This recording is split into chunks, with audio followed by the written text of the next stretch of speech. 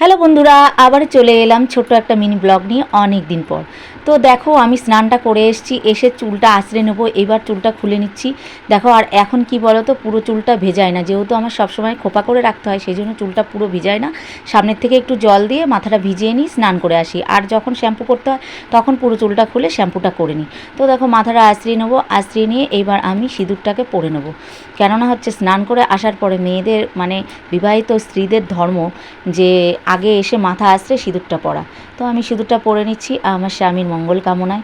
তো সিঁদুরটা পরার পরে দেখো একটু শাঁখাতে লাগিয়ে নিলাম। জানি প্রত্যেকটা বাঙালি ঘরের বউরা চায় যে এইভাবে শাঁখাতে একটু সিঁদুর লাগিয়ে নিতে। তো দেখো এই পেরেকটা আমার মাথায় দেবো, কেননা আমাকে অনেকেই বলেছে যে এই সময় পেরেক মাথায় দিয়ে রাখতে হয়। তো দেখো এই যে রসুন তেলটা গরম করে নিয়ে চলে এসেছে, আর বাটিটা দেখো পুরো কালো হয়ে গেছে, পুড়ে গেছে পুরো।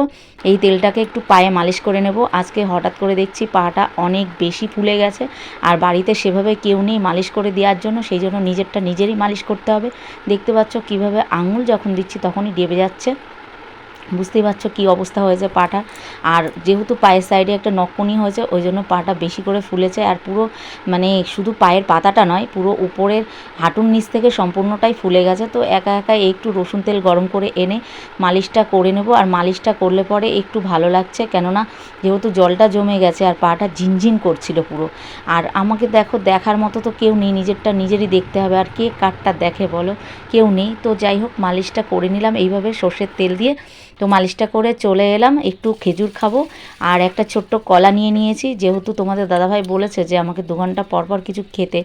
এবার যেহেতু আমার দেখার কেউ নেই সেহেতু আমাকে নিজেরটা নিজেরই করতে হবে, তাই চলে এলাম খেজুরটা নিয়ে। আর খেজুরটা আগের থেকে একটু ধুয়ে রেখেছিলাম জল দিয়ে, তো খেজুর নিয়ে চলে এলাম। আর ছোট্ট একটা কলা রয়েছে হাতে, দেখতেই পাচ্ছ, বেশি বড় নিইনি, কেননা এখন পেটে সত্যি অল্প জায়গা, একদম অল্প একটু খেলে পরে পেটটা পুরো ভরে যায়।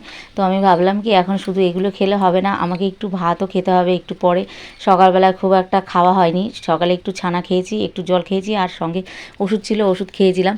তো যাই হোক এখন চলে এলাম দেখো জলের গ্লাসের জল নিয়ে। আর জল একবারে বেশি খাওয়া যাবে না, অল্প অল্প করে খেতে হবে। তো আমার এই মিনি ব্লগটা তোমাদের কীরকম লাগলো তোমরা প্লিজ জানিও।